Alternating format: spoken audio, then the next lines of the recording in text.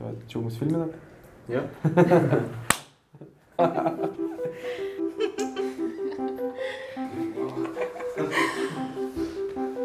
Labas, aš esu Živilė. Aš esu Kipras. Aš esu Rūta. Jau Janušytė. Esu Aurelija. Valerija Makauskaitė. Greta. Su Žygimantas. Titas Aleksandravičius. Esu Monika Vaitiekūnai. Nerija Drungilaitė. Aš Arūnas.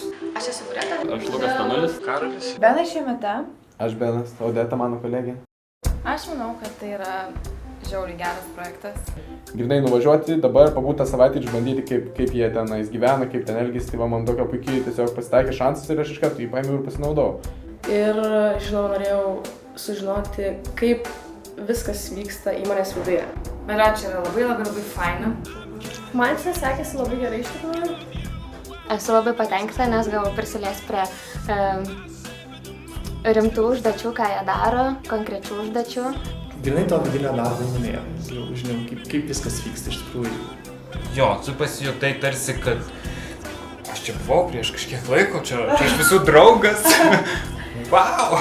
Didelis kolektyvas, viskas nauja, nepatirta, įdomu. Čia labiausiai man patiko tiek vidinė kultūra, aplinka, tiek žmonės. Patinka galimybės, kurios čia yra iš kiekvieno kampo. Jie labai mane šiltai priėmė. Jo, gali vaikščiot basas.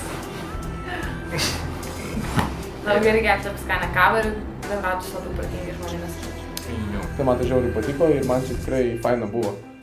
Tokios galimybės neatsiras, iš tikrųjų, kokia įmonė atrodo galėtų įsileisti žmogų savaitį laiko. Tai čia ne kiekvieną dieną tokia galimybė. Projektas tikrai yra labai naudingas ir tikrai rekomenduoju visiems. Suteikia labai didelės galimybės, tai ir pirmakursiam, ir antrakursiam, ir trečiakursiam.